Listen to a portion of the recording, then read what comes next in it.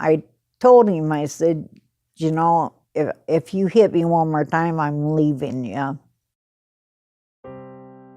I've been here a year and so many months.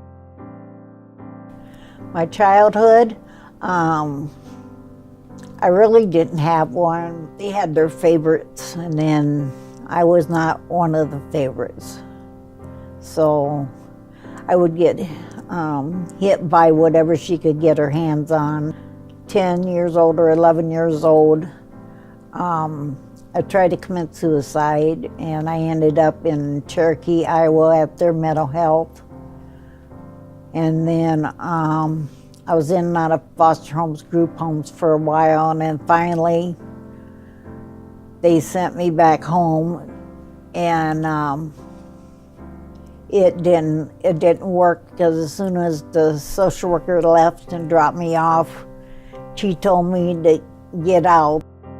We lived in the country, so I started walking from the country back to Sioux City. Went to my grandma's house for a couple of days, and then after that, I've been on my own. I was soliciting on the streets until I got a little older, and then there was a lady that I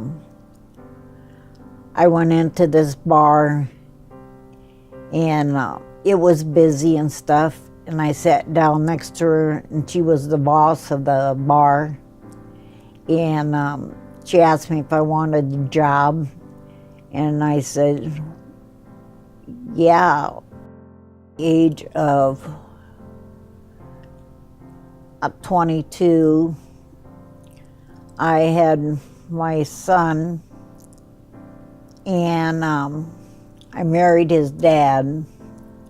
And at first it wasn't too bad, but then the abuse started. I just knew I had to put up with the beatings and the knockarounds and stuff, because I wasn't going to let him take kids away from me, because he always threatened he would take the kids. I told him, I said, you know, if you hit me one more time, I'm leaving you. And he must not have believed me, because I got home from the hospital on Friday, and Saturday he knocked me down. And I told myself, get your stuff. And when we got to Sioux City, he went in to go pay the bill, and I got out of the pickup and started walking and didn't look back. It came February 23rd last year. And before that, I was in a shelter in Sioux Center. Right after I came here to the bridge, he introduced me to a lawyer that's right here in town, and she helped me file for the divorce. But the only way he would accept to sign the divorce off so I could get it is if I signed over the property and the car. I have a therapist. I go to his appointments. I go to my psychiatrist. When you're down and out, you think, well, there isn't a God or nothing, and I was wrong. And as I've gone to church and I'm